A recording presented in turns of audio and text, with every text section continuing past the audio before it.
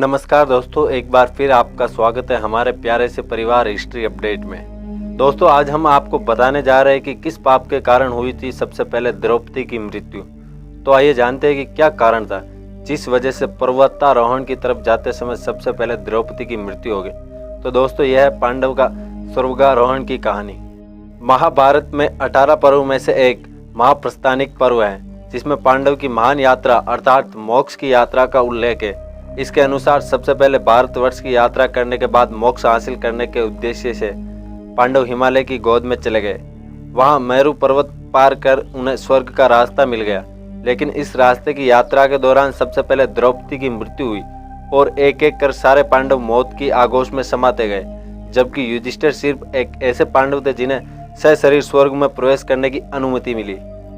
परंतु सवाल यह उठता है कि क्यों सिर्फ युधिष्ठिर ही स्वर्ग पहुंच पाए और क्यों सबसे पहले द्रौपदी की मृत्यु हुई। बात उस समय की है जब यदुवंशी का साम्राज्य समाप्त हो चुका था। उनके नाश की बात जानकर युधिष्ठिर को बहुत दुख हुआ। मैं श्री वेदव्यास की आज्ञा से द्रौपदी सहित पांडवों ने राजपाट त्याग कर परलोक जाने का निश्चय किया। युधिष्ठिर ने युयुत्सु को बुलाकर उसे संपूर्ण राज्य की देखभाल का भार सौंप दिया और परीक्षित का राज्याभिषेक कर दिया और इसके बाद वे सब स्वर्ग की यात्रा पर निकल गए। रास्ते में पांडवों के साथ एक कुत्ता भी चलने लगा।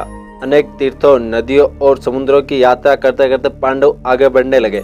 पांडव चलते चलते लाल सागर तक आ गए। अर्जुन लोभवश अपने गांडीव धनुष और अक्षय तर्कस का त्याग नहीं करा। अभी वहां अग्निदेव उपस्थित हुए और उन्होंने अर्जुन के गांडीव धनुष और अक्षय तर्कस का त्याग करने के लिए कहा। अर्जुन ने ऐसा ही किया। पांडवों ने पृथ्वी की परिक्रमा पूरी करने की इच्छा से उत्तर दिशा की ओर यात्रा की। यात्रा करते करते पांडव हिमालय तक पहुंच गए। हिमालय लांघकर पांडव आगे बढ़े तो उन्हें बड़े बड़े बालू का समुद्र दिखाई पड़ा। इसके बाद उन्होंने मेरु पर्वत के दर्शन किए। पांचों पांडव, द्रौपदी और कुत्ता तेजी से आगे चलने लगे। तभी द्रौपदी लड़खड़ाकर गिर गई। द्रौपदी को नीचे गिरा देख भीम ने युधिष्ठिर से पूछा कि द्रौपदी ने तो कभी कोई पाप नहीं किया, तो फिर क्या कारण है कि वह नीचे गिर पड़ी। तब युधिष्ठिर ने जवाब दिया, हम सभी में से अर्जुन को अधिक प्रेम करती थी, इसलिए उनके साथ ऐसा हुआ। ऐसा कहकर युधिष्ठिर ने द्रौपदी को देखे बिना ही आगे बढ़ गए। कुछ देर बाद सहदेव भी गिर पड़े। युधिष्ठिर ने सहदेव का गिरने का कारण बताया कि वह अपने जैसा विद्वान किसी को नहीं समझते, इसी दोष के कारण उन्हें गिरना पड़ा। कुछ देर बाद नकुल भी गिर पड़े।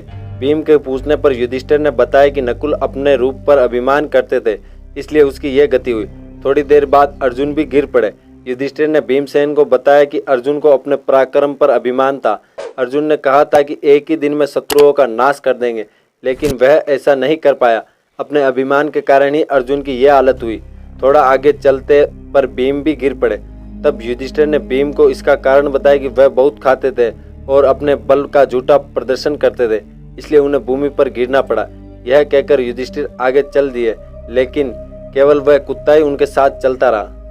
कुछ ही दूर चले थे कि उन्हें स्वर्ग ले जाने के लिए देवराज इंद्र अपना रथ लेकर आए। युधिष्ठिर ने कहा कि मेरा भाई और द्रौपदी मार्ग में गिर पड़े, वे भी हमारे साथ चले, ऐसी कोई व्यवस्था कीजिए।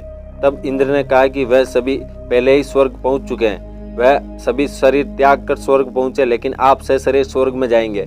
इंद्र की बात सुनकर युधिष्ठिर ने कहा कि यह कुत्ता मेरा परम भक्त है, इसलिए इसे भी मेरे साथ स्वर्ग जाने की आज्ञा दीजिए। लेकिन इंद्र ने ऐसा करने से मना कर दिया। काफी देर समझाने पर युधिष्ठिर बिना कुत्ते के स्वर्ग जाने के लिए माने तो कुत्ते के रूप में यमराज अपने वास्तविक रूप में आ गए। वह कुत्ता वास्तव में यमराज ही हैं। युधिष्ठिर को अपने धर्म में स्थित देखकर यमराज बहुत प्रसन्न हुए। इसके बाद देवराज इंद्र युधिष्ठिर को अपने रथ में बिठाकर स्वर्ग ले गए। स्वर्ग जाकर युधिष्ठिर ने देखा कि वहाँ दुर्योधन एक दिव्य सिंहासन पर बैठा है, वहाँ अन्य कोई नहीं है। यह देखकर युधिष्ठिर ने देवताओं से कहा कि मेरे भाई और द्रौपदी जिस लोक में गए वे भी वहाँ जाना चाहते हैं। मुझे अपने अधिक उत्तम लोक की कामना नहीं है। तब देवताओं ने कहा कि यदि आपकी ऐसी इच्छा है तो आप इस देवदूत के साथ चले जाइए, आपको अपने भाइयों के पास पहुंचा देगा। युधिष्ठिर ने उस देवदूत के साथ चले गए। देवदूत युधिष्ठिर को ऐसे मार्ग पर ले गए जो बहुत ही खराब था। उस मार्ग पर घोर अंधकार था। चारों तरफ बदबू आ रही थी। इधर उधर मुर्दे दिखाई दे रहे थे। लोहे के चोंच वाले कौवे और गिद्ध मंडरा रहे थे। वहां की दुर्गंध से तंग आकर युधिष्ठिर ने देवदूत से पूछा कि हमें इस मार्ग पर और कितनी दूर चलना है और उनके भाई कहाँ हैं। युधिष्ठिर की बात सुनकर देवदूत ने कहा कि देवताओं ने कहा कि जब आप थक जाए तो आपको लौटा लाऊं। यदि आप थक गए हो तो हम पुनः लौट चलते हैं। तब युधिष्ठिर ने ऐसा ही करने का निश्चय किया। जब युधिष्ठिर वापस लौटने लगे तो उन्हें दुखी लोगों की आवाज़ सुनाई दी। वे सब युधिष्ठिर से दूर वहीं रुकने के लिए कह रहे थे। युधिष्ठिर ने उन्हें उनका परिचय पूछा तो उन्होंने बताया कि वह कर्ण, भीम, अर्जुन, नकुल, सहदेव और द्रौपदी है। तब युधिष्ठिर ने देवदूत से कहा कि तुम देवताओं के पास लौट जाओ मेरे यहाँ रहने के लिए। यदि मेरे भाइयों को सुख मिलता है तो मैं इस दुर्गम स्थान पर ही रहूंगा।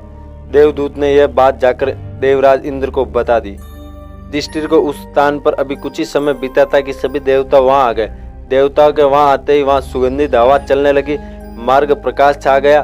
तब देवराज इंद्र ने युधिष्ठिर को बताया कि तुमने अश्वत्थामा के मरने के बाद कहकर छल से द्रोणाचार्य और उनके पुत्र की मृत्यु का विश्वास दिलाया था।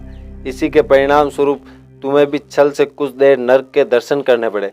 अब तुम मेरे साथ स्वर्ग चलो, वहां तुम्हारे भाई पहले से ही पहुंच गए। इस प्रकार युधिष्ठिर अपने भाइयों और द्रौपदी को स्वर्ग में देखकर बहुत प्रसन्न हुए।